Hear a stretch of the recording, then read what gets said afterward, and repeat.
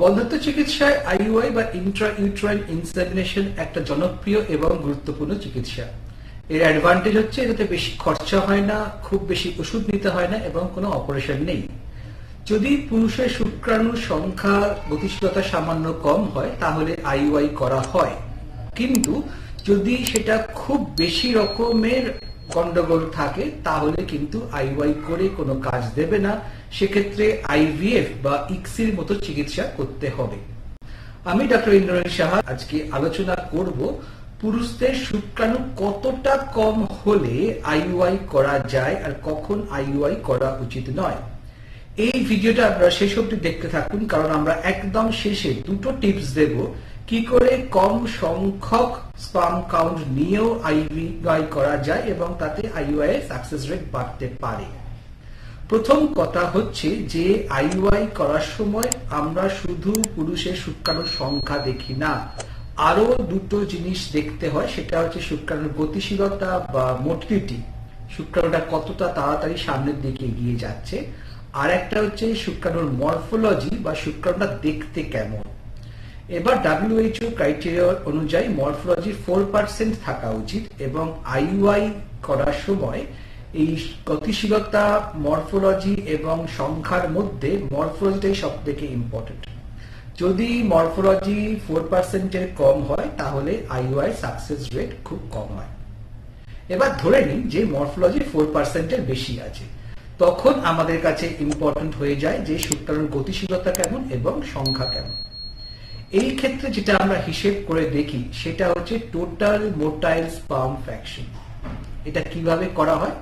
আমরা জানি যখন আমরা আইইউআই করি পুরুষের শুক্রাণু থেকে যে মিডিয়াম বা পুয়ার স্পার্ম, বাজে যে স্পার্ম গুলো আছে সেগুলো ওয়াশ করে বার করে দেওয়া হয় এবং শুধুমাত্র ভালো শুক্রাণুটা আমরা টিউবের সাহায্যে ইউট্রাসের মধ্যে পুট করি।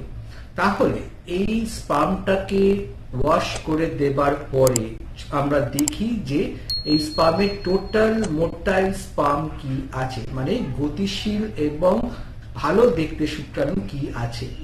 এই total motile sperm post wash যদি 5 মিলিয়নের বেশি হয় তাহলে কিন্তু আইইউআই সাকসেস রেট খুব ভালো, প্রায় 10 থেকে 12% মতো।